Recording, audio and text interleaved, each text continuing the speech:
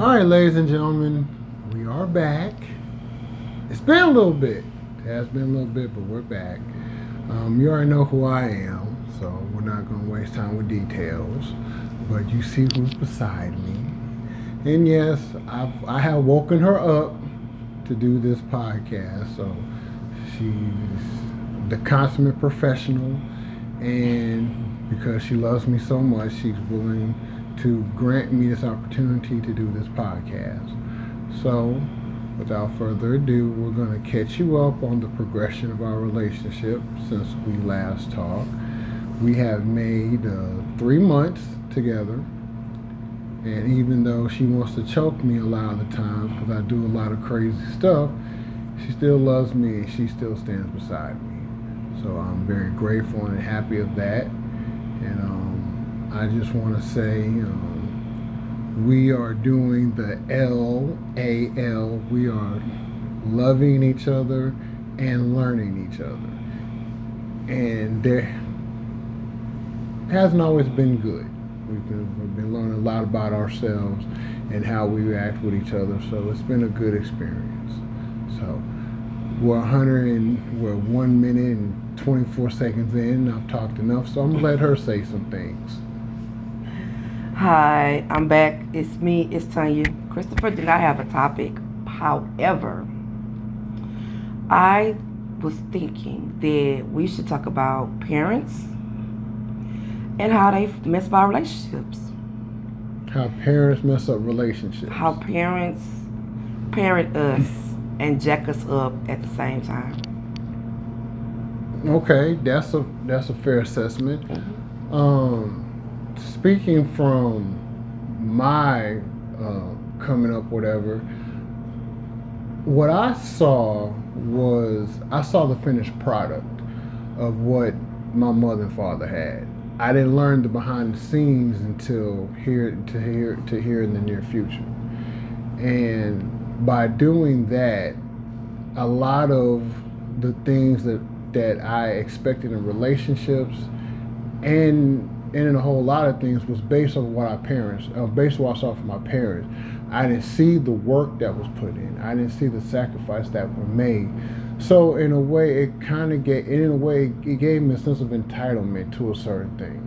And I can definitely say that is definitely not the way to go entering into a relationship. I saw my father go to work. He went to work. He provided for the household. He provided for the family. He did what he was supposed to do, and in turn, he was, rewarded as a husband should be rewarded. So, and I always on the impression is that okay, if I work and I, work hard and bring home money and provide for the family, then on GP alone, then there should be certain things I should get. So, and I'm not gonna say that jacked me up per se, but I will say it did give me a not so realistic view on how relationships would go, because it seemed as if I was trying to emulate what my parents were doing and not actually trying to have my own relationship, not trying to be who I am in a relationship. It's like I'm trying to emulate my father because, as I always said, I mostly pattern my behaviors and my mannerism off of him. So I can definitely see why trying to duplicate him is not a good thing. It would be a good thing if you were duplicating him and I was emulating your mother. Right. Then it would probably make sense. Yeah. But I'm not. So it doesn't. Nope. It doesn't work. I was at work and we were having a conversation about touchy-feely men and their mothers.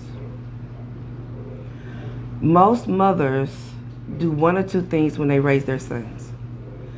They either raise their sons to be the type of husbands that they wish they had, or they raise their sons to be the type of husbands that they have.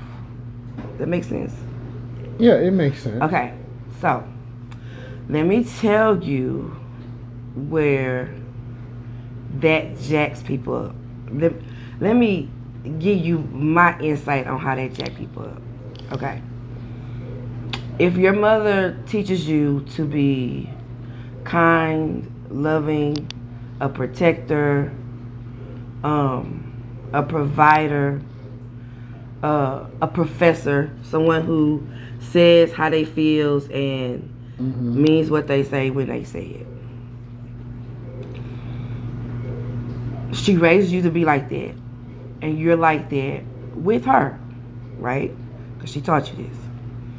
So when you get into a relationship, you're like that with the person you're in a relationship with because it's just your common nature. Okay. A lot of times, mothers get so accustomed to that it creates a line of division between the mother and the other, meaning like your other half, your girlfriend, your spouse, whatever you want to call it. Okay. Because the mother becomes self-entitled because she has become accustomed to how you treat her. I don't know why it is that women, we have a tendency to feel like it's always gonna be us, and because it's always gonna be us, there can be nobody else. Fathers, I don't see a lot of men get into relationships and then start going, oh, well, my dad got a stepson, am I still his son? True. Or my sister got a new boyfriend. She gonna still let me like I'm her brother? But women, we do that all the time. We do that. Oh, he got a girlfriend. That's still my brother. Nobody said anything different. Right. Or he has stepdaughters, but that's still my daddy. That's not. Women, or we do that. Men typically don't do that.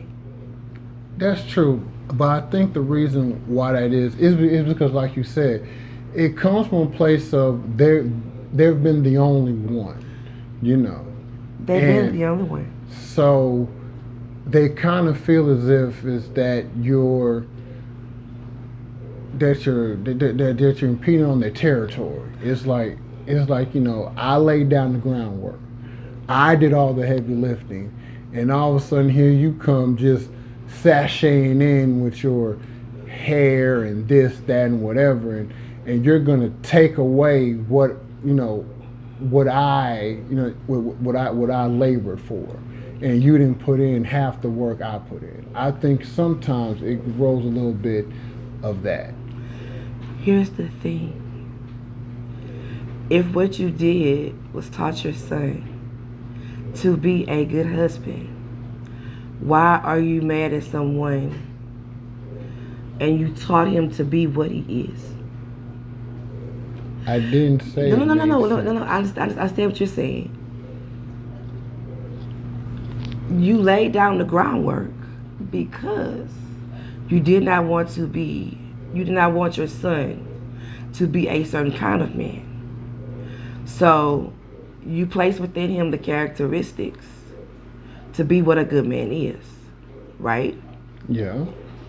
But then you turn around and you're mad because he's just a good man for everybody and not just for you. You stub your own toe. Okay, well, yeah. Okay. Because if you raise a son and you don't teach him anything, and he grows up and he does not know how to do anything. We talked about this. Mm-hmm. Okay. Now you have to deal with the fact that your son is out in the world and is totally lost because no one instilled in him how to be a provider or how to be able to stand strong and alone at the same time. True. So why is it that you penalize? Because basically, mothers tend to penalize the girl for what she taught her son to be. I think it boils down to maybe in some kind of selfish manner or some kind of subconscious say is you're not good enough for my son because you're because and because I've had conversations with you know with parents to say is that well you're not good enough for my son because I feel you won't be able to take care of him the way I would. And some parents have, some certain mothers have a proper relinquishing that in what their mind that duty and their responsibility to the other because they feel that you're not going to be able to take as good as care of my son as I would because you're not day one. Okay. Here's the thing. I'm not supposed to. She's not supposed to. Your other is not supposed to. You know why? I didn't birth you. You have no idea of what my heart sounds like from the inside of me. But you do with your mother. She birthed you. You know what it sounds like and what it feels like to actually be self-molded, to be molded and created within her. I can love you, but I can never love you with the intensity of that because there's an inner connection. True. What I don't understand is because there's this inner connection, one, in my thought process, I'll never love you like that because there's this inner connection. That's number one. Number two, did you raise your son to be your son? Or did you raise your son to be husband number two? Because when you start drawing a line in that, when you start doing that drawing a line kind of thing, it's like she's not good enough for you because she's not me. And I think subconsciously, I think some parents do that, but they do it subconsciously. I'm not. I don't think. I'm not gonna say that parents do it maliciously. I think it's done subconsciously due to certain situations, particularly if you take certain situations when the father dies and there's two sons, and one of the sons has to step up. Now, granted, we've all been told it's not your duty as a son to step up to be the man of the house because you're not the man of the house. You're the son. You have your own duties, your own responsibility. But to a certain degree, when you see certain things going on, something within you says, okay, I need to man up. I need to take care of certain things because, this is mama and I don't want to see my mama struggle. And sometimes certain parents take that wish or that belief and it kind of mold them into husband number two. I'm not going to say it's done with malice, but I will say I think it's done because it's done on a subconscious level. Okay, so here I understand what you're saying. But there are people whose husbands are here and they have 5 or 6 sons. And they feel like all 5 or 6 of them sons love them like their father loves the mother. So, it is not that I'm saying this based upon observation because I know mothers who get upset with their sons because he's doing something as simple as moving 45 minutes away. Oh, you've always lived with me. Why you want to go live with me? Well, he's been making this, in this particular case, I know a mother who has 2 sons. And the baby boy has been making money since he was 12. Mm-hmm. So because he sings. So he has events, he has functions and all of that. So he's had his own checking account since he was 12. So money is not an object to him. It's basically, I live with my mom because I can, not because I have to. So when he got to a point where he was like, you know what, I don't want to do this no more, he made provision to move. Like he went, found a, he laid the groundwork for over a year to get her to understand he was moving. In her mind, she kept thinking, he not going nowhere. Because you don't have to do this, you don't have to do that. I got this, I got this, I got that. Okay? So when he moved, she was upset with him and didn't speak with him. Because she felt like he left her. Not he died, not he went to prison, but he did what most grown men do, which is leave their parents' house. So it took her a minute for her to come to the realization of, he just did what I taught him to do.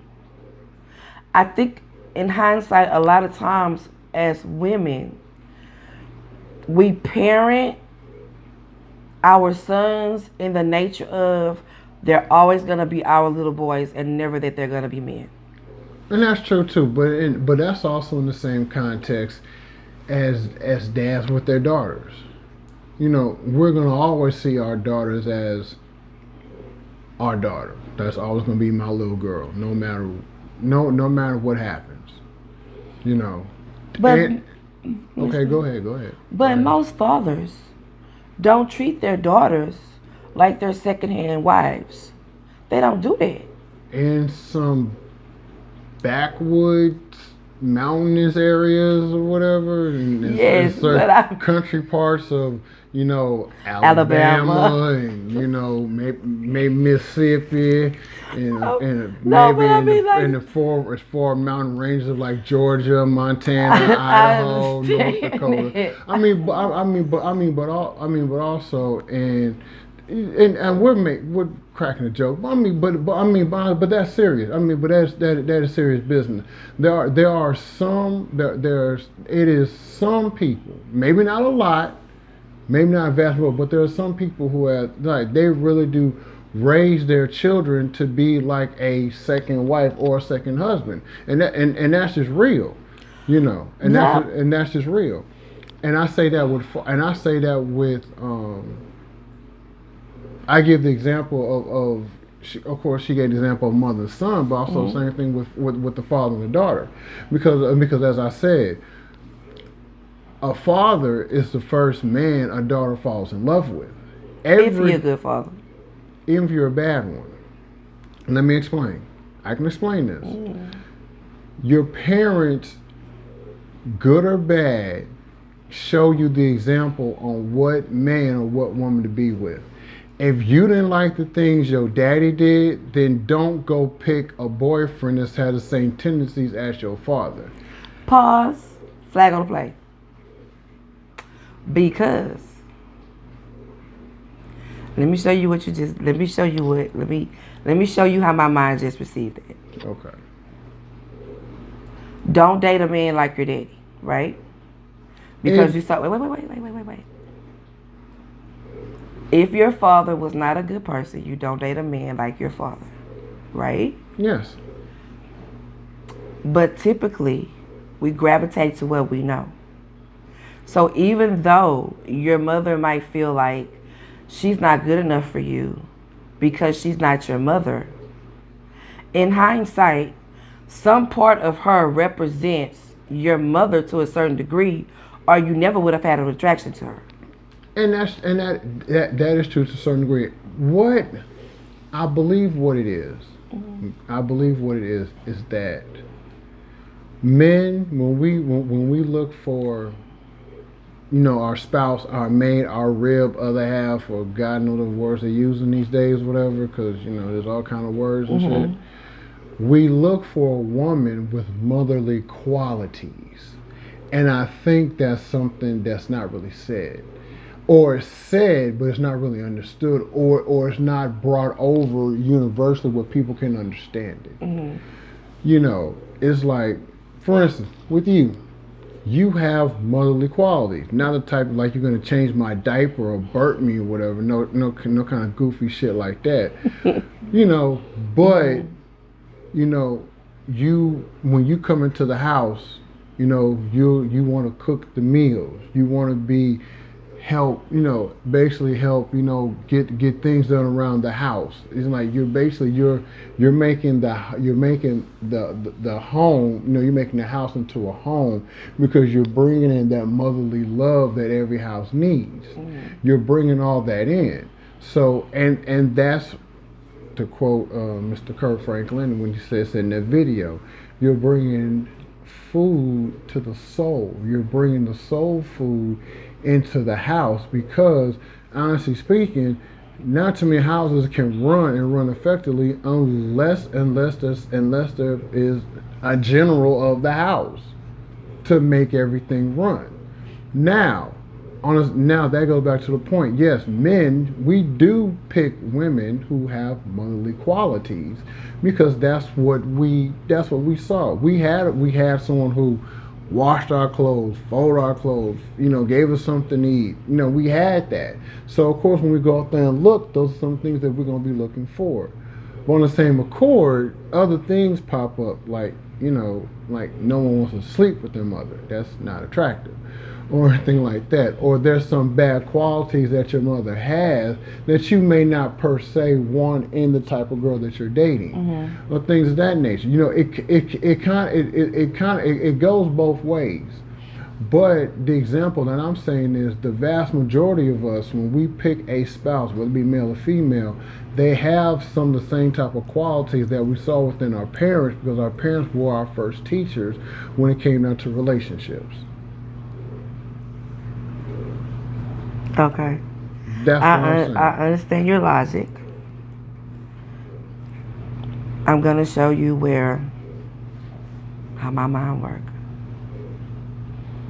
I did not raise my boys in absolutes. And I think I've told you this before. I raised my boys to be like, when you're with somebody, you defend her, you take care of her, you protect her. I don't care who come for her, you're her first line of defense. Okay, yeah. So that means when my sons date a girl and I got placed with a girl, my sons defend their girlfriend against me. I didn't go and say, oh, well, I'm your mother. If I say it, it's right because I'm your mom. I've never done it because right is wrong, right is right, and right is right. Right is right and wrong is wrong. A lot of parents don't do that because what they'll do is, if I do something, it's not right. But if your mother does it, you're supposed to excuse it because she's your mother. That's a double standard. Yes. But here's the thing. I believe that if more mothers looked at the situation from the girlfriend point of view, they learn how to sit down and take a moment to themselves. And if they took the moment to see or recall how their mother-in-law treated them behind her son, they would not repeat the same cycle because they would know how uncomfortable that was.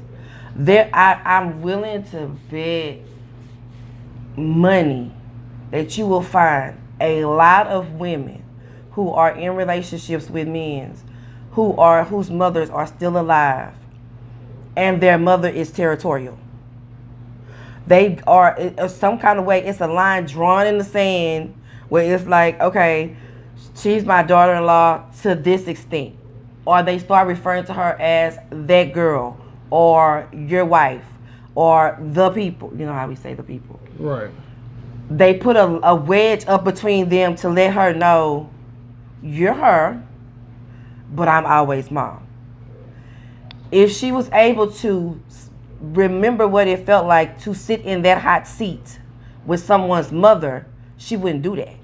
And you know what, and that, yeah, that's true. That's true. But honestly, and that's for a lot of us. I think a lot of us have gotten comfortable within certain situations because, like for instance, Um, I've met your mother. I didn't meet your father. Mm-mm. I didn't meet him. Mm-mm. God rest his soul. I've heard he's a beautiful man. Mm-mm. The question is that I've asked you. I said, if I sat down in the room with your father, would we get along? Yeah. And you said, yeah, we would, because you said basically we share some of the same qualities. Mm-hmm. So, knowing that, even you commented when I met your mom, her and I had a conversation, and it was just like he's talking to her, she's talking back. But for me, that's normal because Mothers talk to you. Because mothers talk to me. Fathers don't talk to me. Let me show you something. I've told you how many men I took to meet my father. Yeah, not many. No, not. I took one. One. And that was I by have accident. more. No, that's not counting the one by accident. Not the one that just showed up. But literally took and said, "Daddy, this is such and such, such and such. This is my daddy." One. And let me tell you why. Everybody's not fit to sit at the table with my daddy. They're not. If people, and here's why. And you know what? And on the flip side of that is this. This why I also think that a lot of fathers don't do that territorial thing that most fathers did with them.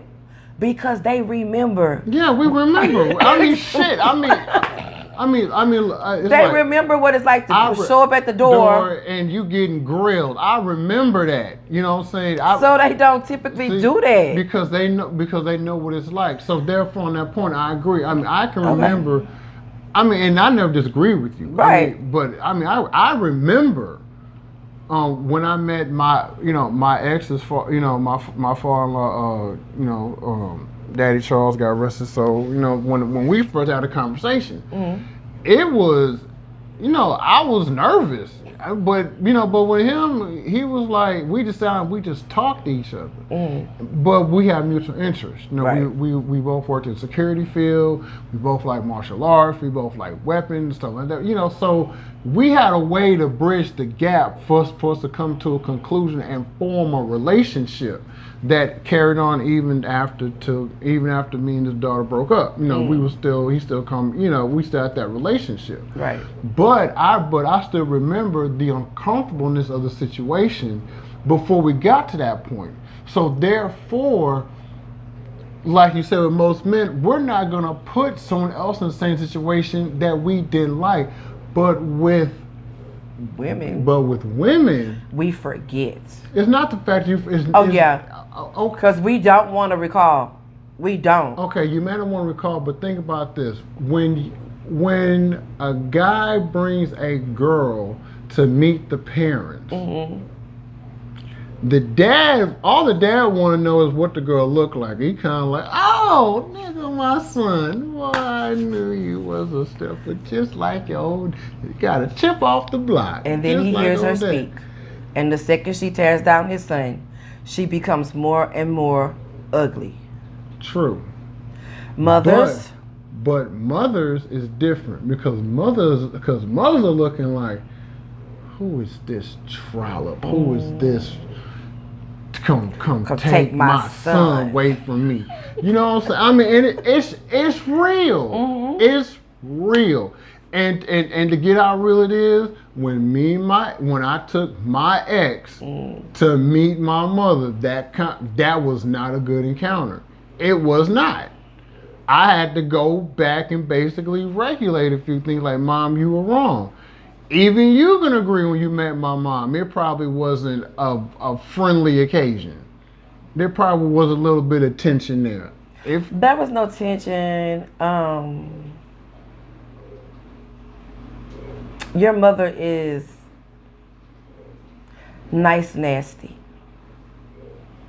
Yeah, definitely that. She's nice nasty. So there's no tension when a person's nice nasty. You're just aware that for most women, we peep, oh, she nice nasty. We can deal with nice nasty because we just become nice nasty too. Like, okay. She don't like potato salad with mustard in it. all I make is potato salad with mustard in it. I guess you won't be eating none. We that kind of thing. You know what I'm saying? It's not. It's nice nasty. Where we're gonna still be cordial with each other, but as long as she's throwing slugs, I'm gonna throw slugs. Here's why I don't like that.